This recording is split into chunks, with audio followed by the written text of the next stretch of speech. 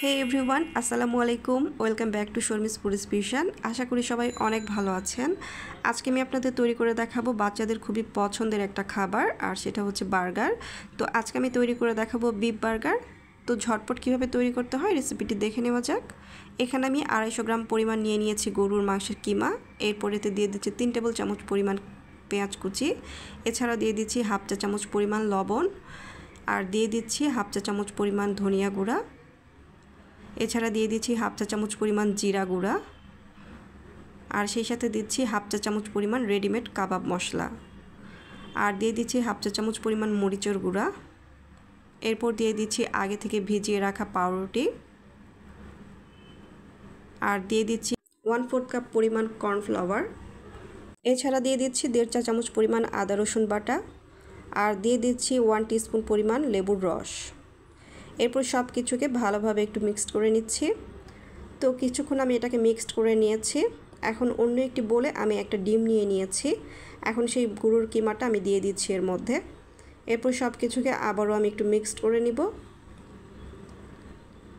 তো কিছুক্ষণ মিক্সড করে নিয়েছি। এখন এর মধ্যে দিয়ে দিচ্ছি 1 টেবিল চামচের মতো কাঁচামরিচ কুচি। এরপর দিয়ে দিচ্ছি 1 টেবিল চামচ পরিমাণ রান্নার তেল।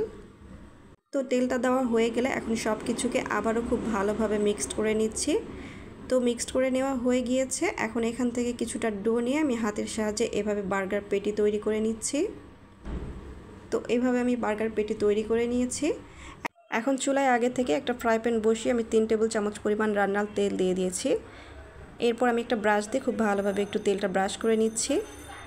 এরপর আগে থেকে বানিয়ে রাখা সেই কিমাগুলো আমি দিয়ে দিচ্ছি।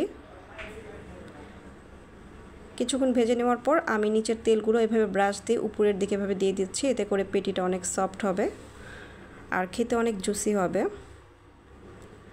তো এভাবে আমি উল্টে পাল্টে বার্গারের পেটিগুলোকে ভেজে নিব। তো আমার বার্গারের পেটিগুলো ভেজে নেওয়া হয়ে গিয়েছে। এখন এখানে আমি হোমমেড স্লাইস চিজ নিয়ে নিয়েছি। আর এই স্লাইস চিজের রেসিপিটা কিন্তু আমার চ্যানেলে আগে থেকেই দেওয়া আছে। আমি রেসিপির লিঙ্কটা ডিসক্রিপশান বক্সে দিয়ে দিব, চাইলে পরে আপনারা দেখে নিতে পারবেন। তো একে একে স্লাইস চিজগুলো আমি বার্গারের পেটির উপর দিয়ে এভাবে হালকা একটু গরম করে নিয়ে এটাকে নেমে নিচ্ছি। অন্যদিকে একটা বাটিতে আমি হোমমেড মেয়োনিজ নিয়ে নিয়েছি, আর এর মধ্যে এখন আমি দিয়ে দিচ্ছি 3 চা চামচ পরিমাণ টমেটো সস। এখন সব কিছুকে মিক্সড করে নিব। আর এই মেয়োনিজের রেসিপিটা কিন্তু আমার চ্যানেলে আগে থেকে দেওয়া আছে, আপনারা চাইলে বাসায় খুব সহজে রেসিপিটা দেখে বানিয়ে নিতে পারবেন। তো তৈরি হয়ে গেল আমাদের বার্গার সস। এখন নিয়ে নিয়েছি হোমমেড বার্গার। এখন ওই বার্গারের মাঝখানে এভাবে কেটে নিচ্ছি।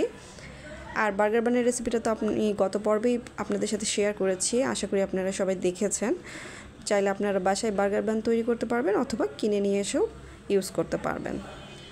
তো এখন আমি বার্গার বানের মধ্যে সে আগে থেকে রেডি করে রাখা বার্গার সস দিয়ে দিচ্ছি।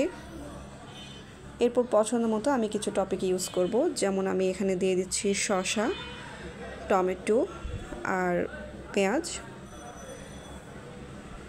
এরপর আগে থেকে ভেজে রাখা সেই প্যাটিটা দিয়ে দিচ্ছি।